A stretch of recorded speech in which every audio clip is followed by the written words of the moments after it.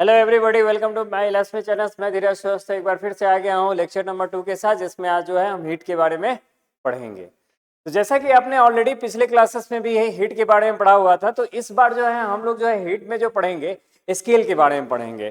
तो हम लोग जानते हैं कि स्केल में जो है हम लोग जो यूज करते हैं फ़ारेनहाइट, डिग्री सेल्सियस और फिर जो है हम लोग केल्विन का यूजेस करते हैं। तो हम लोग जो है इन्हीं तीन स्केल्स के बारे में भी पढ़ेंगे और साथ में इनके मेजरमेंट्स के बारे में भी पढ़ेंगे। तो जैसा कि यहाँ पे आपको दिख रहा है, टेम्परेचर स्केल्स में हमको तीन तरह के सेल्सियस, फ़ारेनहाइट और केल्विन स्केल्स है। यानी ये तीन तरह के हमें पढ़ने हैं। कौन कौन से पढ़ने हैं? सेल्सियस, फ़ारेनहाइट और केल्विन स्केल्स।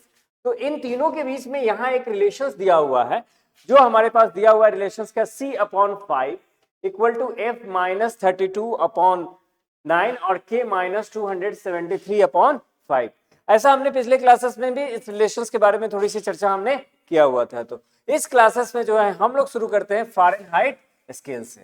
तो जैसा कि यहाँ पे स्क्रीन पे आपको दिख रहा होगा कि ये जो डैनियल ग्रेवियल फ़ारेनहाइट है, इन्होंने ही जो है फ़ारेनहाइट स्केल्स के बारे में बताया हुआ था। तो इन्होंने कहा था क्या कि ये जो फ़ारेनहाइट है, ये हमें जो है किसी भी ऑब्जेक्ट का जो है टेम्परेचर मेजरमेंट करता है, जो फ़ारेनहाइट पे हम लोग प्राप्त करते हैं। तो ये फ़ारेनहाइट क्या है कि ये डिग्री फ़ारेनहाइट में हम लोग इसको मेजर करते हैं। जैसा कि यहाँ पे 1 डिग्री फ़ारेनहाइट दिया हुआ कि 32 डिग्री फ़ारेनहाइट। तो 32 डिग्री फ़ारेनहाइट का मीनिंग ये हो गया कि हमारा जो है वाटर का जो है हमारा फ्रीजिंग पॉइंट है। ये क्या है? हमारा फ्रीजिंग पॉइंट ऑफ वाटर है। 32 डिग्री फ़ारेनहाइट पे वाटर क्या करता है? फ्रीज कर जाता है। जबकि वही 212 डिग्री फ़ारेनहाइट पे जो है वाटर जो है वेपराइज हो जाता है। यानी वाटर क्या हो जाता है? बॉइलिंग पॉइंट उसका हो जाता है। यानी बॉइलिंग पॉइंट ऑफ वाटर क्या है? 212 डिग्री फ़ारेनहाइट हो जाता है। अब कहता क्या है कि ये जो फ़ारेनहाइट था, इसको रिप्लेस करके, यानी इसके प्लेसेस पे हमारा क्या आ गया? सेल्सियस आ गया। यानी फ़ारेनहाइट के प्लेसेस पे क्या आ गया? सेल्सियस आ गया। तो जैसा कि यहाँ पे देख रहे हैं क्या कि हम डिग्री सेल्सियस, इसका नाम क्या पड़ा? Degree Celsius. फ़ारेनहाइट को भी हम लोग किस में रिप्रेजेंट करते हैं? डिग्री में करते हैं। तो यहाँ भी डिग्री सेल्सियस है। एक स्वीडिश एस्ट्रोनॉमर थे, एंड्रस सेल्सियस, इन्हीं के नाम पे जो है ये सेल्सियस पड़ा। बाद में जो है फिर ये सेंटीग्रेड हुआ और सेंटीग्रेड से ही क्या बना? हमारा सेल्सियस बन गया। तो अभी ये कहता क्या है कि जैसे 0 डिग्री सेल्सियस, हम लोग बात करते हैं किसकी? 0 डिग्री सेल्सियस की। तो 0 डिग्री सेल्सियस जो होता है ये फ्रीजिंग पॉइंट होता है वाटर का। जबकि 100 डिग्री सेल्सियस क्या हो गया? बॉइलिंग पॉइंट ऑफ वाटर हो गया। यानी 100 डिग्री सेल्सियस क्या हो गया? हमारा बॉइलिंग पॉइंट ऑफ वाटर हो गया। अंडरस्टूड? तो कहता क्या है कि डिग्री सेल्सियस भी एक मेजरमेंट है जिसमें हम लोग टेम्परेचर को क्या करते हैं? मेजर करते हैं। डिग्री सेल्सियस भी क्या होता है? मेजरमेंट्स होता है जिसमें हम लोग टेम्परेचर को मेजर करते हैं। और थर्ड नंबर जो आता है हमारा केल्विन आता है। थर्ड नंबर क्या आता है? हमारा केल्विन। यानी डिग्री सेल्सियस के प्लेसेस पे जो यूज हुआ वो क्या था? हमारा केल्विन था। तो कहता क्या है कि आज के समय में जो है केल्विन जो है बड़े लेवल पे यूज किया जाता है, और जो एसआई यूनिट ऑफ टेम्परेचर होता है वो हमारा क्या है? केल्विन ही है। लेकिन जहां पे हम लोग फ़ारेनहाइट को डिग्री में लाते हैं, सेल्सियस को भी डिग्री में लिखते हैं, केल्विन को हम लोग क्या करते हैं? डिग्री में नहीं लिखते हैं। जैसा कि यहाँ पे दिया हुआ है, kelvin SI unit of temperature है। ये विलियम थॉमसन एक फिजिशियन थे, जिन्होंने बैरन केल्विन जो है इन्हीं के नाम पे जो है क्या पढ़ा? केल्विन स्केल पढ़ा। यानी केल्विन स्केल जो है ये बैरन केल्विन के नाम पे पढ़ा। इनको ऑनर देने के लिए किया गया। फिर आता है क्या कि ये जो थे, इन्होंने जो है बड़े लेवल पे जो है इसका यूजेस करना हम लोगों ने शुरू किया। जैसा कि मैंने बताया कि ये एसआई यूनिट है। यानी जब भी अब हमें जो है रिप्रेजेंट करना होता है तो हम लोग इसमें किसको रिप्रेजेंट करते हैं? केल्विन में। इसमें डिग्री की बातें नहीं होती। अब कहता है क्या है कि 273 के है, मीन्स 273 केल्विन। तो 273 केल्विन जो होता है ये फ्रीजिंग पॉइंट ऑफ वाटर होता है। 273 केल्विन क्या है? फ्रीजिंग पॉइंट ऑफ वाटर है। फिर उसी तरह से 373 केल्विन ये क्या है? बॉइलिंग पॉइंट ऑफ वाटर है। 373 डिग्री क्या है? Boiling point of water. जैसा कि यहाँ पे पिक्चर में भी दिखाया गया है कि 100 डिग्री सेल्सियस 0 डिग्री सेल्सियस है। तो 0 डिग्री सेल्सियस जो है, हमने सेल्सियस को डिग्री में रिप्रेजेंट किया। फ़ारेनहाइट को भी यहाँ पे क्या 32 डिग्री फ़ारेनहाइट, इसको भी क्या किया हमने? फ़ारेनहाइट डिग्री में रिप्रेजेंट किया। लेकिन जब बात आती है केल्विन की, तो केल्विन में डिग्री का यूज नहीं होता। Kelvin do not use degree. Celsius और फ़ारेनहाइट में डिग्री का यूजेज होता है। अंडरस्टूड। फिर कहता है कि कन्वर्शन फॉर्मूला, यानी कन्वर्शन फॉर्मूला यानी सेल्सियस को केल्विन में कन्वर्ट करना या केल्विन को सेल्सियस में कन्वर्ट करना। तो कहता क्या है कि अगर सेल्सियस को केल्विन में कन्वर्ट कर रहे हैं तो हमारे लिए फॉर्मूला जो होता है Kelvin equal to 0 degree Celsius plus 273। Means कि अगर डिग्री सेल्सियस में हमारा वैल्यू दिया हुआ है तो उसमें 273 को क्या करेंगे, ऐड कर देंगे। यानी डिग्री सेल्सियस अगर हमारा दिया हुआ उसमें 273 को ऐड कर देते हैं तो फिर वो हमारा वैल्यू किस में आ जाएगा, केल्विन में आ जाएगा। और सिमिलरली अगर वैल्यू हमारा केल्विन में दिया हुआ है तो उसमें उस केल्विन से -273 अगर कर देते हैं तो हमारा वैल्यू किस में आ जाएगा, डिग्री सेल्सियस में। अंडरस्टूड। यानी अगर केल्विन दिया हुआ और उसमें से -273 कर देते हो, यानी सब्सट्रैक्ट कर देते हो -273, तो हमारा जो वैल्यू आएगा किस में आ जाएगा, सेल्सियस में आ जाएगा। अंडरस्टूड। तो फिर आता है क्या यहाँ पे, जैसे कि एक एग्जांपल दिया हुआ कि 77 डिग्री फ़ारेनहाइट जो है उसको डिग्री सेल्सियस में कन्वर्ट करना है। 77 डिग्री फ़ारेनहाइट को किस में कन्वर्ट करना है, सेल्सियस में। तो इसके लिए एक अलग फॉर्मूला होता है। क्या कहता है वो फॉर्मूला कि C equal to 5/9 bracket close और F -32, या यू कह सकते हैं कि C equal to 5 bracket close F -32/9। Understood. Formula clear है। अब कह रहा है कि 77 डिग्री फ़ारेनहाइट दिया हुआ है, यानी फ़ारेनहाइट के प्लेसेस पे हम किस वैल्यू को पुट करेंगे, 77 डिग्री को। तो जैसा कि यहाँ पे दिख रहा होगा कि हम लोगों ने फ़ारेनहाइट के प्लेसेस पे 77 को हमने क्या किया, पुट किया। और 77 को पुट करने के बाद से 77 -32 कर दिया गया, यानी 77 में से -32 कर दिया गया, जिसकी वैल्यू कितनी आ गई, 45 आ गई। जिसकी वैल्यू कितनी आ गई, 45 आ गई। अब जो है जो 45 आया है, फिर इस वैल्यू से जो है हम लोगों ने क्या किया, इसको जो है 5/9 से जो है हमने क्या किया, इसको डिवाइड किया है। तो 9 5 का क्या आ जाएगा हमारा, 45। यहाँ पे एक छोटा सा मिस्टेक हो गया है, इस स्टेप में भी मिस्टेक हुआ है। यानी सीधे कहता है कि 5/9 ब्रैकेट फिर जो है 77 -32, यानी ये आ गया हमारा 45 आ गया। मीन्स कि 5/9 इंटू 45, 9 से हम जब डिवाइड करेंगे तो ये 5 आ जाएगा, यानी 5 5 25, यानी हमारा क्या आ गया, 25 डिग्री सेल्सियस। अंडरस्टूड। यानी यहाँ पे कह रहा है कि C इक्वल टू 5/9, तो F -32 है। तो फिर जो है 5/9 करेंगे और 77 -32 किए तो हमारा क्या आ गया, 45। और फिर क्या करेंगे हम, 5/9 से 45 को हम डिवाइड करेंगे। तो डिवाइड करेंगे तो हमारा कितना आ जाएगा, 5, और 5 5 का क्या हो गया, 25 डिग्री सेल्सियस। फिर कहता है क्या कि एक दूसरा एग्जाम्पल दिया हुआ है कि convert 45 degree Celsius to Fahrenheit, यानी फ़ारेनहाइट में जो है कन्वर्ट करना। तो फिर यहाँ पे फॉर्मूला चेंज होगा, यानी फ़ारेनहाइट इक्वल टू कहता क्या है कि C into 9/5 plus 30। Understood. C into 9/5 plus 32।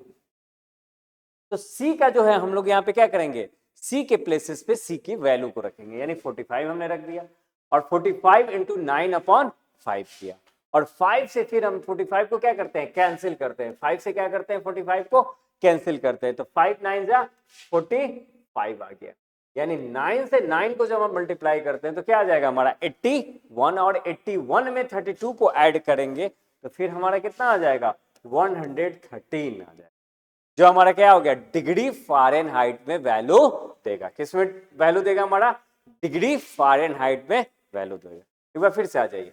तो फ़ारेनहाइट इक्वल टू हो गया C इंटू 9/5 प्लस 32। अब सेल्सियस की जगह, C मीन्स सेल्सियस है, तो सेल्सियस के प्लेसेस पे सेल्सियस की वैल्यू रख दी हमने, यानी 45। 5 से जो है 45 को हम लोग कैंसिल करेंगे, 9 आएगा। और 9 को 9 से जब मल्टीप्लाई करेंगे तो 9 9 जा 81, में +32 ऐड करेंगे तो 130 आएगा, यानी 45 डिग्री सेल्सियस क्या हो गया, 130 डिग्री फ़ारेनहाइट के इक्वल। अंडरस्टूड। जैसा कि आप लोग को मैं एक जनरल लाइफ की चीजों की बातें बताता हूँ कि कभी हम लोग को फीवर लग जाता है, तो आपने जो आपके यहाँ जो बुखार का जो मेजरमेंट्स होता है, फीवर का जो मेजरमेंट्स होता है, वह एक स्केल से किया जाता है, थर्मोमीटर से किया जाता है। यानी वो जो थर्मोमीटर का जो स्केल जो होता है वो डिग्री सेल्सियस और फ़ारेनहाइट दोनों में दिया रहता है, डिग्री सेल्सियस और फ़ारेनहाइट दोनों में दिया रहता है। आप उसको देखोगे तो हम लोग उसकी चर्चा भी हम लोग आगे करेंगे, लेकिन आपके दिमाग में कहीं ना कहीं से जा रहा होगा तो मैं बता देता हूं कि वो क्लिनिकल थर्मामीटर होता है जिसमें ये दोनों मेजरमेंट्स आपको दिए गए रहते हैं, डिग्री फ़ारेनहाइट में भी और सेल्सियस में भी दिए रहते हैं। फिर आते हैं हम लोग थर्मोमीटर्स के बारे में, जिसकी हम अभी बात कर रहे थे। थर्मोमीटर आपको दोनों दिख रहा होगा यहाँ पे स्क्रीन पे, दोनों क्या है, एक क्लिनिकल थर्मामीटर है, एक डिजिटल थर्मामीटर है। एक दोनों जो है, एक क्लिनिकल थर्मामीटर है और एक क्या है आपका डिजिटल थर्मामीटर है। तो कहता क्या है कि थर्मामीटर एक ऐसा डिवाइस है जो टेम्परेचर को मेजरमेंट्स के लिए यूज किया जाता है। यानी टेम्परेचर को जब मेजर करना होता है तो हम लोग क्या करते हैं, थर्मामीटर का यूज करते हैं। तो कहता क्या है कि इस थर्मामीटर की एक खासियत क्या है कि इसमें मरकरी का यूजेस किया जाता है। इसका यूजेस किया जाता है, मर्क्यूरी का यूजेस किया जाता है। ये क्या है कि मरकरी हमारा मेटल है और ये लिक्विड स्टेट में पाया जाता है, और ये हीट होने पे क्या होता है कि एक्सपेंड होता है। हीट होने पे क्या होता है, एक्सपेंड होता है। और कोल्ड होने पे ये जो है कंट्रैक्ट्स होता है। हीट होने पे क्या होगा, ये रेडली एक्सपैंड्स हो जाता है, यानी फैलने लगता है, यानी इंक्रीज करने लगता है। और जैसे ही कोल्ड होगा तो ये क्या होता है कि ये जो है कॉन्ट्रैक्ट्स करने लगता है, यानी सिकुड़ने लगता है, यानी डिक्रीज कर जाता है। यही मर्क्यूरी की खासियत है, जिसके कारण इसका यूजेस कहाँ किया जाता है, थर्मोमीटर में किया जाता है। अब आता है क्या कि टाइप्स ऑफ थर्मोमीटर। तो हमारे पास जो है 4 टाइप के थर्मामीटर्स हैं। पहला हो गया क्या हमारा क्लिनिकल थर्मामीटर, सेकेंड हो गया लेबोरेटरी थर्मामीटर, और थर्ड हो गया डिजिटल थर्मामीटर, और फोर्थ हो गया मैक्सिमम एंड मिनिमम थर्मामीटर। और ये चारों थर्मामीटर जो यहाँ पे आपको स्क्रीन पे दिख रहा है, ये क्या है हमारा जो पहला नंबर पिक्चर दिख रहा है, क्या है हमारा क्लिनिकल थर्मामीटर है। फिर कह रहा है क्या कि जो सेकेंड नंबर जो पिक्चर दिख रहा है आपका क्या हो गया, ये भी हमारा क्या है, क्लिनिकल थर्मामीटर है। थर्ड नंबर जो दिख रहा है वो हमारा डिजिटल थर्मामीटर है। ये थर्ड नंबर जो दिख रहा होगा ये क्या है, हमारा डिजिटल थर्मामीटर है। और सेकंड नंबर भी हमारा क्या है, हमारा जो है क्लिनिकल थर्मामीटर है। और जो फोर्थ नंबर है वो जो थर्मामीटर है वो हमारा मैक्सिमम और मिनिमम थर्मामीटर है। वो क्या हमारा फोर्थ नंबर जो है मैक्सिमम और मिनिमम थर्मामीटर है। और जो आती है बात हमारे क्लिनिकल थर्मामीटर की, तो क्लिनिकल थर्मामीटर भी इसी तरह से होता है, थोड़ा स्टीक होता है। क्लिनिकल थर्मामीटर की खासियत क्या होती है कि स्टीक होता है, ये पतला सा एक स्टिक होता है जहां पे यहाँ पे क्या निकले रहते हैं, बल्ब्स निकले रहते हैं। क्या निकले रहते हैं, बल्ब्स निकले रहते हैं। ये हमारे क्या हो गया, क्लिनिकल थर्मामीटर हो गया। अब आता है क्या क्लिनिकल थर्मोमीटर के बारे में हमें तो कहता है कि जो क्लिनिकल थर्मामीटर होता है, जिसकी मैंने अभी थोड़ी देर पहले चर्चा भी किया होता है कि जब हमें फीवर होता है तो हम लोग किसका यूज करते हैं, क्लिनिकल थर्मोमीटर का यूज करते हैं। तो क्लिनिकल थर्मामीटर में दोनों मेजरमेंट दिया हुआ है, फ़ारेनहाइट में भी और सेल्सियस में भी दिया हुआ। तो कहता है कि जो क्लिनिकल थर्मामीटर है ये बॉडी टेम्परेचर के लिए यूजेस किया जाता है, और ये जो हमारा टेम्परेचर देता है 35 डिग्री सेल्सियस से लेके 42 डिग्री सेल्सियस तक दिया रहता है। कहां से कहां तक दिया रहता है, 35 डिग्री सेल्सियस से लेके 42 डिग्री सेल्सियस तक, ये सेल्सियस में हो गया। जबकि अगर फ़ारेनहाइट की बात करें तो ये 94 डिग्री फ़ारेनहाइट से लेकर 108 डिग्री फ़ारेनहाइट तक ये देता है। यानी फ़ारेनहाइट में क्या हो गया, 108 डिग्री फ़ारेनहाइट मैक्सिमम हो गया, और मिनिमम क्या हो गया हमारा 94 डिग्री फ़ारेनहाइट हो गया। ये कहता क्या है कि इस टेम्परेचर की, इस थर्मोमीटर की खासियत क्या है कि इसमें जो है हम लोग मर्क्यूरी का यूजेस करते हैं। किसका यूजेस करते हैं, मर्क्यूरी का यूजेस करते हैं। वो एक्सपेंड करता है, जैसे जैसे वो टेम्परेचर गेन करेगा वो क्या करेगा, एक्सपेंड करेगा। और जैसे जैसे टेम्परेचर डाउन होता है ये क्या होता है कि ये धीरे धीरे कंट्रैक्ट यानी सिकुड़ने लगता है। और हम लोग ऑलरेडी जानते हैं क्या कि ये जो होता है मर्क्यूरी मेटल है, जो कि क्या होता है हमारा, ये रूम टेम्परेचर पे लिक्विड स्टेट में पाया जाता है। तो यही इसमें जो है डाला जाता है। तो कहता क्या है कि ह्यूमन बॉडी के लिए जो रेंज है वो उसी रेंज के हिसाब से इस क्लिनिकल थर्मोमीटर को बनाया गया है। और कहता क्या है कि इसमें जो है एक किंग का यूज किया जाता है। जो किंग जो बल्ब के पास होता है, जो क्या करता है कि ये प्रिवेंट करता है मरकरी को उसमें गिरने से, यानी मरकरी को प्रिवेंट करता है। There is kink make near the bulb clinical thermometer which prevents automatic fall of the mercury level, यानी मरकरी लेवल को फॉल करने से रोकने के लिए इस थर्मामीटर में क्या लगा रहता है, किंग लगा रहता है। अब आते हैं क्या कि क्लिनिकल थर्मोमीटर के लिए जो है प्रिकॉशंस है, precautions in using the clinical thermometer. तो कहता है क्या कि क्लिनिकल थर्मोमीटर को यूज करने से पहले कुछ खास बात ये होती है कि क्लिनिकल थर्मोमीटर को यूज करने से पहले हमें ये देख लेना होता है कि उसका मिनिमम टेम्परेचर कहाँ तक गया है, यानी उसका मिनिमम टेम्परेचर 94 डिग्री फ़ारेनहाइट वो हमें दिखाना चाहिए अगर फ़ारेनहाइट में है। तो अगर डिग्री सेल्सियस की बात कर रहे हैं तो फिर डिग्री सेल्सियस में जो है वो हमें जो है 32 डिग्री सेल्सियस जो है दिखाना चाहिए। फिर कहता क्या है कि अगर 35 डिग्री सेल्सियस जो है हमें दिखना चाहिए वहां पे। फिर कहता है क्लिनिकल थर्मोमीटर को यूज करने से पहले जो है उसकी सफाई कर लेनी चाहिए। जब हमने यूज कर लिया यानी बॉडी टेम्परेचर को मेजर कर लिया तो फिर उसको अच्छे तरीके से साफ करके जो है रखना चाहिए। ये ध्यान रखना चाहिए कि मरकरी जिस साइड में है यानी जिधर बल्ब है उसको उधर नहीं पकड़ना है, ग्लास साइड के हिस्से में क्या करना है, हमें उसे पकड़े रहना है।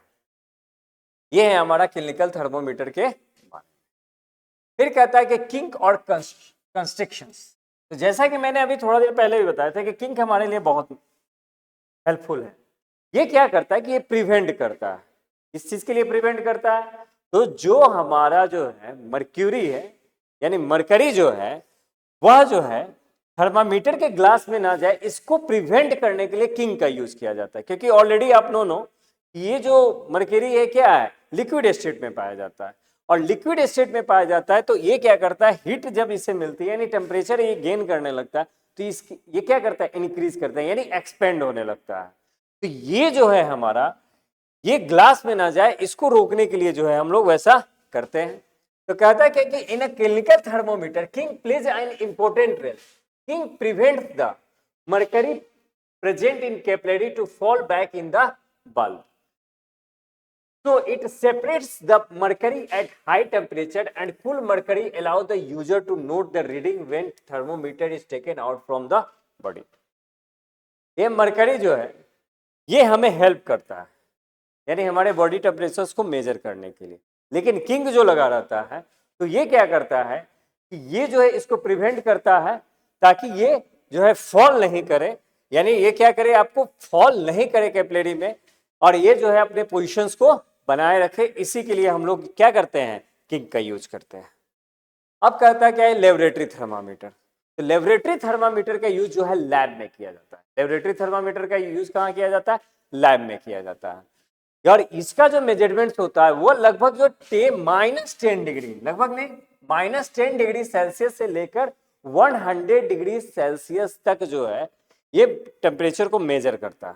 यानी कहां से कहां तक करता है, -10 डिग्री सेल्सियस से लेकर +115 डिग्री सेल्सियस तक ये क्या करता है, टेम्परेचर को हमारा मेजर करता है। ये जो है हमारा जो है खासियत है लेबोरेटरी थर्मोमीटर की। फिर कहता है क्या है कि लेबोरेटरी थर्मोमीटर की खासियत क्या है कि इसमें जो हम लोग जो है फिल कर सकते हैं मर्क्यूरी भी, और साथ में जो है हम लोग इसमें फिल कर सकते हैं अल्कोहल भी, यानी मरकरी और अल्कोहल दोनों को फिल किया जा सकता है। लेकिन मरकरी के रेस्पेक्ट में अल्कोहल जो है चीप ज्यादा आसानी से मिल जाता है, इसलिए बेस्ट होता है क्या कि हम लोग जो है अल्कोहल का यूजेज करते हैं। जनरली जो है आपको लेबोरेटरी थर्मामीटर में किसका ज्यादा यूजेज होता है, तो अल्कोहल का यूजेज होता है। अंडरस्टूड। फिर कहता है क्या कि लेबोरेटरी थर्मामीटर जो है इसमें यही होता है कि सेम जैसा कि हमारा क्लिनिकल थर्मामीटर है उसी तरह से इसमें भी जो है सेम उसी तरह का कंडीशंस होता है। इसके यूज करने के दौरान प्रिकॉशंस में ये बरता जाता है, यानी प्रिकॉशंस जो होता है, जो क्लिनिकल थर्मामीटर का जो प्रिकॉशंस है वही जो है हमारा क्या है, लेबोरेटरी थर्मामीटर का भी प्रिकॉशंस है। अंडरस्टूड। फिर कहता है क्या है कि लेबोरेटरी थर्मामीटर और क्लिनिकल थर्मामीटर में डिफरेंसेस। तो पहला डिफरेंसेस कहता क्या है कि ये 35 डिग्री सेल्सियस से लेकर 42 डिग्री सेल्सियस तक के सेल्सियस तक को मेजर करता है। और फ़ारेनहाइट में 94 डिग्री से लेके 108 डिग्री फ़ारेनहाइट तक को मेजर करता है कौन? Clinical thermometer. जबकि लेबोरेटरी थर्मामीटर जो है -10 डिग्री सेल्सियस से लेकर +110 डिग्री सेल्सियस तक के वो मेजर करता है। हमारा कौन सा? तो हमारा लेबोरेटरी थर्मामीटर। फिर कहता क्या है कि मरकरी जो थर्मामीटर होता है इसमें किंक होता है। मरकरी थर्मामीटर में क्या होता है? किंक होता है, जो यह जो है प्रिवेंट करता है मरकरी को फॉल करने से। लेकिन जब बात हम करते हैं लेबोरेटरी थर्मामीटर की, तो यहां में मरकरी लेवल जो है falls on its own as no kink, यह खुद से ही जो है फॉल करता है और इसमें किसी तरह का कोई किंक नहीं होता, यानी लेबोरेटरी थर्मामीटर में किंक नहीं होता। फिर कहता क्या है कि जो हमारा जो टेम्परेचर मेजरमेंट्स का है, ये करता क्या है कि ये थर्मोमीटर जो है आर्मपिट या माउथ में जो है हम लोग यूज करते हैं, जबकि इसका जो यूजेज जो होता है यह सोर्सेस लिक्विड और एनीथिंग्स में रखकर इसका चीज किया जाता है। यानी क्लिनिकल जो हमारा लेबोरेटरी थर्मामीटर है इसमें जो मेजरमेंट्स जो किया जाता है वह जो है लिक्विड या अदर सोर्सेस में रखकर किया जाता है, यानी लेबोरेटरी थर्मामीटर को उसमें रखा जाता है, तब हमें जो है इसका मेजरमेंट्स आता है। अब कहता क्या है कि इसमें जो होता है lower the mercury level jerks are given, यानी लोअर मर्करी लेवल होता है, और यहाँ पे no need to give the jerk down the mercury level, यानी मर्करी लेवल को डाउन करने के लिए किसी तरह की जर्क देने की नीड हमें नहीं है। यानी जो हमारा लेबोरेटरी थर्मामीटर है इसमें जर्क देने की नीड नहीं है, जबकि क्लिनिकल थर्मामीटर में क्या है? जर्क देने की नीड होती है ताकि जो पॉइंट्स हैं वो अपने ओरिजिनल पोजीशंस पे आ जाए, यानी मरकरी का जो लेवल्स है वो क्या हो जाए? अपने पोजीशंस पे चला है। फिर कहता है कि क्लिनिकल थर्मामीटर जो है ये टेम्परेचर मेजरमेंट्स करने के लिए किया जाता है, बॉडी टेम्परेचर्स को मेजर करने के लिए, जबकि जो है क्या होता है ये लेबोरेटरी में टेम्परेचर मेजर करने के लिए ये जो है लेबोरेटरी थर्मोमीटर का यूजेज किया जाता है। अंडरस्टूड? फिर कहता है क्या कि डिजिटल थर्मोमीटर, तो डिजिटल थर्मोमीटर के बारे में कहता क्या है कि ये भी जो है टेम्परेचर मेजर करने का एक मेथड है, जिसमें जो है डिजिटल तरीके से जो है टेम्परेचर को मेजर किया जाता है। अंडरस्टूड? जो यहाँ पे पिक्चर्स में भी डिजिटल थर्मोमीटर का यूजेज करके आपको दिखाया गया। इसका भी यूजेज जो है बॉडी टेम्परेचर को मेजर करने के लिए जो है हम लोग जो है डिजिटल थर्मोमीटर का यूज कर सकते हैं। बस इसमें यही होता है कि मरकरी जैसे हाईली टॉक्सिक सब्सटेंस का इसमें यूजेज नहीं होता। ये इसकी सबसे बड़ी बेनिफिट्स क्या है कि इसमें मरकरी का यूजेज नहीं होता। फिर कहता है मैक्सिमम एंड मिनिमम थर्मोमीटर, तो मैक्सिमम और मिनिमम जो थर्मोमीटर होता है ये जो होता है ये यूज किया जाता है जब हमें जो है मेट्रोलॉजी में या हॉर्टिकल्चर्स में या हमें जो है एटमॉस्फेयर का टेम्परेचर मेजर करना होता है। यानी कहता है क्या कि जब हमें एटमॉस्फेयर का टेम्परेचर मेजर करना होता है या मेट्रोलॉजी में या हॉर्टिकल्चर्स में जब हमें टेम्परेचर मेजर करना होता है तो मैक्सिमम और मिनिमम टेम्परेचर का डायरेक्ट यूज करते हैं। यानी मैक्सिमम और मिनिमम जो हमारा थर्मोमीटर होता है ये डायरेक्ट जो है हमें जो मिनिमम और मैक्सिमम टेम्परेचर्स को मेजर करके बताता है। इसीलिए जो है हमें जो है एटमॉस्फेयर का अगर टेम्परेचर मेजर करना हो या मेट्रोलॉजी में या हॉर्टिकल्चर्स में अगर यूज करना हो तो हम किसका यूज करते हैं? मैक्सिमम और मिनिमम थर्मोमीटर का यूजेज करते हैं। फिर कहता है क्या कि हमारा transfer of, there are 3 types of the transfer of heat. पहला हो गया बाई कंडक्शन, सेकेंड हो गया बाई कन्वेक्शन और थर्ड हो गया हमारा रेडिएशन। यानी हीट का जो ट्रांसफर होता है वो 3 तरीके से होता है। पहला कंडक्शन, सेकेंड हो गया कन्वेक्शन और थर्ड हो गया हमारा रेडिएशन। तो कहता क्या है कि हीट का ट्रांसफर जो सॉलिड में होता है वो कंडक्शन के थ्रू होता है, और बात करें फ्लूइड या लिक्विड और गैस की बात करें तो उसमें जो है हमारा कन्वेक्शन के द्वारा होता है, और थर्ड आता है हमारा रेडिएशंस, यानी रेडिएशंस के थ्रू भी हमारा जो है हीट का ट्रांसफर होता है। यानी जहां पे किसी तरह का कोई मीडियम प्रेजेंट नहीं है वहां पे जो हीट का ट्रांसफर होता है वो कैसे होता है? रेडिएशंस के थ्रू होता है। किसके थ्रू होता है? रेडिएशंस। अब आते हैं कंडक्शन पे। किस पे आते हैं? कंडक्शन। तो कहता क्या है कि जब हीट का ट्रांसफर जो है एक पार्टिकल से दूसरे पार्टिकल्स में हो और वो क्या हो? हमारा सॉलिड हो, यानी सॉलिड में अगर हीट का ट्रांसफर होता है तो किसके थ्रू होता है? कंडक्शन के थ्रू होता है। इसमें एक पार्टिकल जो है दूसरे पार्टिकल्स को क्या करते हैं? हीट करते हैं।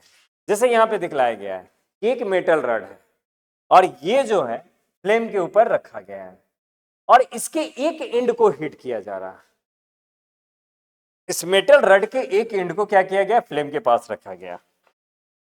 ये क्या करेगा कि ये जो एनर्जी गेन करेगा, इसका एंड पॉइंट जो है, मेटल का जो एंड पॉइंट है जो फ्लेम के पास है, वो हीट को गेन करके यानी एनर्जी को गेन करके ये क्या करता है कि अपने पास वाले पार्टिकल्स को ट्रांसफर करने लगता है और ये ट्रांसफर करते करते जो है पूरे मेटलिक बॉडी को क्या करता है?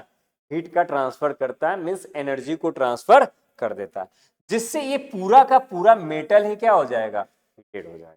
पूरा का पूरा मेटल ही हमारा क्या हो जाएगा? हीटेड हो जाएगा। तो कहता क्या है कि यही चीज यहाँ पे बोले हुए हैं कि जैसे कि आयरन रड है, तो आयरन रड को अगर फ्लेम पे रखिएगा तो पूरा आयरन रड क्या हो जाएगा? हीट हो जाएगा। अंडरस्टूड? यानी ये जो हुआ है किसके कारण हुआ है? कंडक्टर के थ्रू हुआ है। अब कहता क्या है कि जो हमारा मर्क्यूरी है वो भी इसी तरह से काम करता है। फिर कहता क्या है कि जो हमारा घर में जो बर्तन का यूजेस किया जाता है, ये सारे बर्तन भी जो है जो स्टील के बने होते हैं, एल्युमिनियम के बने होते हैं, आयरन के बने होते हैं, तो ये भी अगर पूरे के पूरे बर्तन भी हीट हो जाते हैं। क्यों हो जाते हैं? तो कंडक्शन के कारण हो जाते हैं। और कंडक्शन का प्रोसेस कहाँ पे होता है? ये सॉलिड स्टेट्स में होता है, यानी जो कंडक्टिंग कर सकते हैं, यानी सॉलिड में भी वैसे जो हीट को कंडक्ट कर सकते हैं, यानी कंडक्टर होते हैं। हीट के क्या होते हैं? कंडक्टर्स होते हैं। वही चीज यहां पे कह रहा है क्या? Materials which allow heat to pass through are called conductor, यानी मटेरियल जो हीट को अलाउ कर दे पास करने के लिए, उसे हम लोग क्या कहेंगे? कंडक्टर कहेंगे। तो किचन के बर्तन हो गए जो आयरन के बने हैं, एल्युमिनियम के बने हैं, स्टील के बने हैं, वो क्या करते हैं? हीट को अलाउ करते हैं ट्रांसफर करने के लिए, तभी तो हमारा खाना तेजी में पकता है। फिर हमारा जो है मरकरी, मरकरी जो है हमारा जो क्लिनिकल थर्मोमीटर में यूज होता है या हमारा जो लेबोरेटरी थर्मोमीटर में यूज होता है, वो भी इसी तरह से काम करता है, यानी कंडक्ट करता है, यानी हीट को क्या करते हैं? कंडक्ट करते हैं। तो ये जो है ये आपके कंडक्टर्स के क्या हो गए? एग्जाम्पल्स हो गए। अंडरस्टूड? फिर कहता क्या है कि यूज ऑफ द कंडक्टर्स, जैसे यहाँ पे दो पिक्चर्स दिखाया गया, दोनों पिक्चर्स में जो है यहाँ पे जो है दोनों पिक्चर्स में से इस पिक्चर की हम बात करते हैं, जो हमारा पैन फ्राई हो रहा है और इसमें जो है फ्लेम के पास रखा गया है। तो ये पैन जो है मेटल का बना हुआ है और ये क्या होगा हमारा? जब पैन का जो बॉटम सरफेस अगर हीट होगा तो पूरे पैन को क्या करेगा? या हीट कर देगा। ये पूरे पैन को क्या करेगा? हीट करेगा। साथ ही साथ जो भी इसमें एडिबल सब्सटेंसेस रखा गया है वो क्या हो गया? वो पकना शुरू कर देगा, यानी कुक्ड होना शुरू हो जाएगा और फाइनली ये क्या हो जाएगा? हमारा रेडी हो जाएगा। अंडरस्टूड? यानी अगर कुकिंग का एक रूल्स देखें तो जो भी चीजों को वहां पे डालते हैं एडिबल सब्सटेंसेस को, जब वो ब्राउन कलर में आ जाता है तो हम उसको मान के क्या चलते हैं कि वो खाना हमारा कुक्ड हो गया, यानी पक गया है। तो ये ब्राउन कलर करने के लिए जो उसमें रखा जाता है, तो ब्राउन कलर आएगा कैसे? वो तो मेटल है, तो पहले मेटल हीट होता है। तो मेटल के बारे में हम लोग जानते हैं, क्योंकि ये मेटल से बना हुआ है पैन, तो ये क्या होता है कि पहले ये जो मटेरियल्स होते हैं पहले हीट होते हैं और अपने पास वाले पार्टिकल्स को भी क्या करते हैं? हीट करना शुरू करते हैं और इस तरह से पूरा पैन जो है हीट हो जाता है। और इसमें प्रोसेस कौन सा होता है? तो इसमें जो प्रोसेस होता है कंडक्शन का प्रोसेस होता है। कौन सा प्रोसेस होता है? कंडक्शन का प्रोसेस। कंडक्शन के प्रोसेस के थ्रू पूरा पैन जो है हीट हो जाता है, जिससे जो एडिबल सब्सटेंसेस जो इसमें पकाया जा रहा है वो क्या होता है? धीरे धीरे पकने लगता है और उसका कलर क्या हो जाता है? ब्राउन हो जाता है। उसी तरह से यहाँ पे मैगी को दिखलाया गया है। तभी ये मैगी भी जो है यहाँ पे हॉट है, ये भी क्या है? आपका कंडक्टर्स के थ्रू ही वर्क कर रहा है। फिर आता है क्या हमारा? इंसुलेटर। इंसुलेटर का मीनिंग क्या हो गया कि जो हीट को अलाउ नहीं करे, वैसे मटेरियल जो हीट को अलाउ नहीं करते हैं उसे हम लोग क्या कहते हैं? इंसुलेटर कहते हैं। जो हीट को अलाउ नहीं करे उसे क्या कहते हैं हम लोग? इंसुलेटर कहते हैं। और इंसुलेटर क्या होता है कि बैड कंडक्टर ऑफ हीट होता है या पुअर कंडक्टर ऑफ हीट होता है। इंसुलेटर क्या होता है? बैड कंडक्टर ऑफ हीट होता है या पुअर कंडक्टर ऑफ हीट होता है। यही क्या होता है? हमारा इंसुलेटर्स होता है। जैसे इसके एग्जांपल्स है, वुड है, प्लास्टिक्स है, यहाँ पे जो पॉट्स दिखाए गए हैं ये सारे के सारे क्या हैं? आपके जो प्लास्टिक से बने होंगे ये क्या होंगे? आपके आपको जो है कंडक्ट नहीं करते हैं हीट, ये हीट को कंडक्ट ही नहीं करते हैं। यानी लकड़ी से, वुड से भी बने हुए जो सब्सटेंस होंगे वो भी क्या करते हैं, हीट को कंडक्ट नहीं करते। अंडरस्टूड। अब आता है क्या, यूजेज ऑफ इंसुलेटर्स। तो जैसे यहाँ पे लिखा हुआ है हैंडल्स, तो आपको दिख रहा होगा यहाँ पे ये जो हैंडल्स के आपके पिक्चर्स दिख रहे होंगे, कुछ यूटेंसिल्स है जो हमारे किचन में यूजेज होते हैं। और इन यूटेंसिल्स में जो है आप देख रहे होंगे क्या कि उसका एक एंड पॉइंट जो है आपको उसमें एक हैंडल लगा हुआ है जो ब्लैक कलर्स में लगा हुआ है, जो जनरली जो क्या होते हैं बेकेलाइट्स के बने होते हैं, प्लास्टिक और बेकेलाइट्स के बने होते हैं, कुछ में वुड के भी बने होते हैं। वुड भी क्या होता है, बैड कंडक्टर ऑफ हीट। तो ये इससे बने होते हैं ताकि ये क्या करे कि जो पूरा मेटल का बना हुआ है ये तो हीट हो जाएगा, लेकिन जब हम इसके एक एंड पॉइंट को जब पकड़ते हैं खाना बनाने के दौरान तो वो क्या हो, हिट नहीं हो। उससे बचने के लिए जो है हम लोग इस हैंडल्स का यूज करते हैं। और हैंडल्स क्या होता है, इंसुलेटर्स होता है। हैंडल क्या होता है हमारा, इंसुलेटर्स होता है। और इसी इंसुलेटर का यूजेज जो है यहाँ पे हुआ है। अंडरस्टूड। यही चीज दिखा रहा है, यहाँ पे एक बच्चे को दिखाया गया है जो गर्म कपड़ा पहने हुए हैं। तो कहता क्या कि ये उलन कपड़ा पहने हुए, तो उलन कपड़ा भी बैड कंडक्टर ऑफ हीट होता है। यानी ये करता क्या है, उलन कपड़ा हमें कैसे बचाता है, तो ये हमारे अंदर की हीट को, यानी जो हमारे अंदर का जो हीट है उसको बाहर जाने नहीं। तो अंदर के हीट का मतलब क्या है, वेपराइजेशन। जो हमारे ठंडी के दिनों में जो वेपराइजेशन का जो प्रोसेस हो रहा है वो होने नहीं देता है, यानी इवेपोरेशंस का, सॉरी वेपराइजेशन नहीं, इवेपोरेशंस के प्रोसेस को होने नहीं देता है, उसको स्टॉप कर देता है। यानी सीधे कहिए कि अंदर की एनर्जी को बाहर नहीं जाने देता, यानी बॉडी के अंदर जो हमारी जो एनर्जी है उसको बाहर जाने नहीं देता, और बाहर की जो एनर्जी है जो ठंडी हवा है उसको अंदर आने नहीं देता। अंडरस्टूड। यानी जब हम गर्म कपड़े पहन लेते हैं ठंडी के दिनों में तो जो हमारे बॉडी से जो इवेपोरेशंस की जो प्रक्रिया वो पूरी तरह से रुक जाती है। और जब इवेपोरेशंस की प्रक्रिया रुक जाएगी तो वह एयर जो है एक ट्रैप बन जाता है। किसके कारण बन जाता है, तो इस उल के कारण बन जाता है। और बाहर से भी जो एयर जो है वो अंदर आ नहीं पाता, यानी कोल्ड एयर अंदर आ नहीं पाता। और जो इवेपोरेशंस के कारण जो एनर्जी जो है वो हमारे बॉडी से निकलना चाहती है वो निकल नहीं पाते, जिसके कारण हम क्या करते हैं, खुद को जो है कंफर्टेबल फील करते हैं ठंडी के दिनों में। फिर कहता है क्या, कन्वेक्शन। कन्वेक्शन जो है फ्लूइड में होता है, मीन्स कि यह लिक्विड और गैस में जो है कन्वेक्शन का प्रोसेस होता है। यानी हीट जो ट्रांसफर होता है लिक्विड और गैस में वो किसके माध्यम से होता है, कन्वेक्शन के माध्यम से होता है। यानी कहता है कि जब लिक्विड और गैस में हीट का ट्रांसफर होता है तो उसे क्या कहेंगे, कन्वेक्शन कहेंगे। उसे क्या कहेंगे, कन्वेक्शन कहेंगे।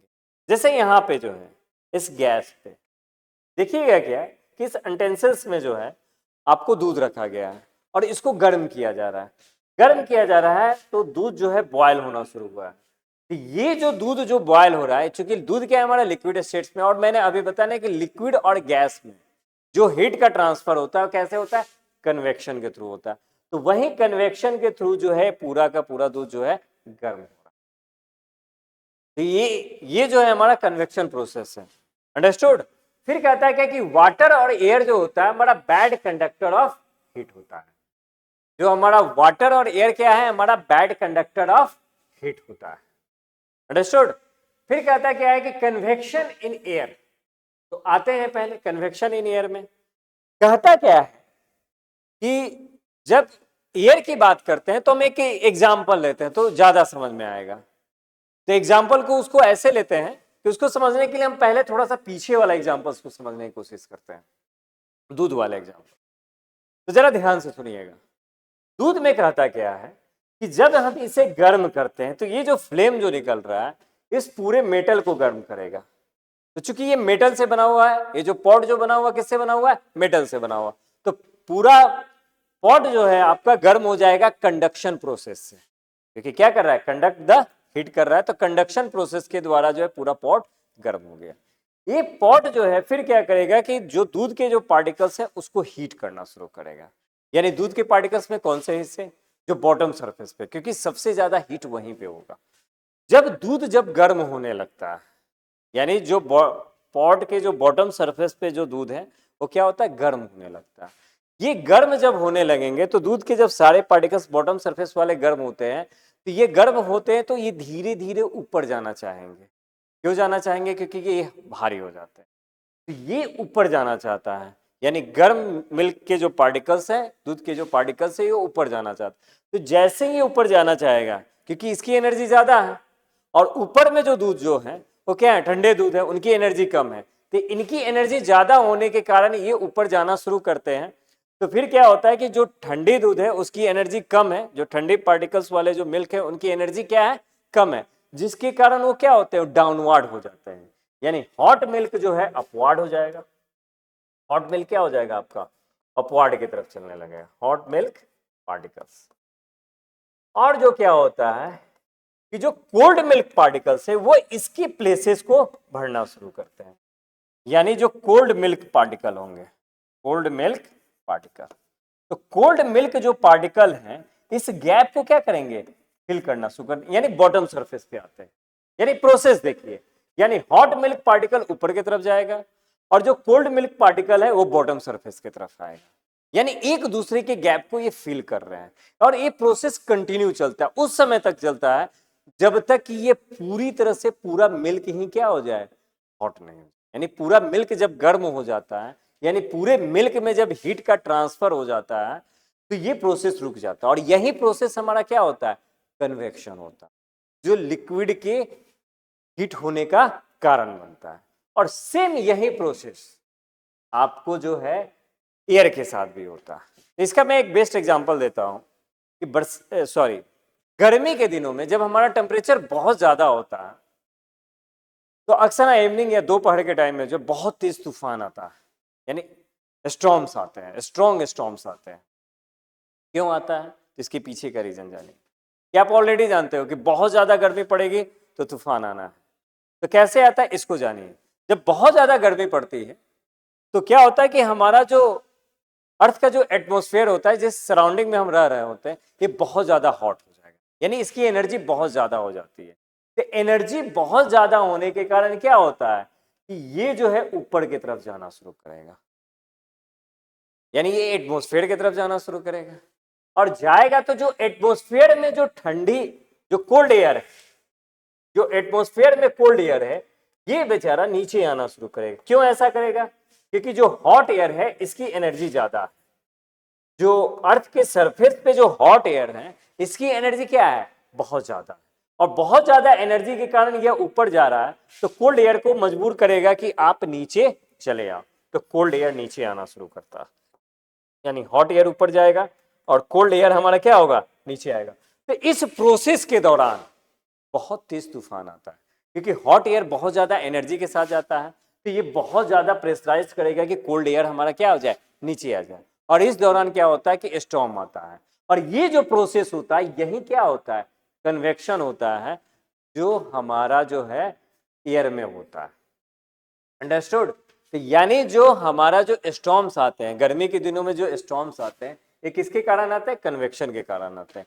और यही क्या हो गया हमारा, कन्वेक्शन इन एयर हो गया, यानी हॉट एयर ऊपर जाएगा, एटमॉस्फेयर में जाएगा, क्लाउड में जाएगा, और फिर क्या करेगा, वहां से कोल्ड एयर नीचे आएगा, क्योंकि दोनों में किसकी एनर्जी ज्यादा है, हॉट एयर की एनर्जी ज्यादा है। तो ये हॉट एनर्जी ज्यादा होने के कारण, हॉट एयर की एनर्जी ज्यादा होने के कारण हमारा कोल्ड एयर क्या हो जाएगा, नीचे आएगा। और इसी प्रोसेस को हम क्या कर देंगे, कन्वेक्शन का प्रोसेस बोलेंगे, यानी कन्वेक्शन प्रोसेस। और इसी के साथ जो है चैप्टर हमारा क्या होता है, खत्म हो जाता है।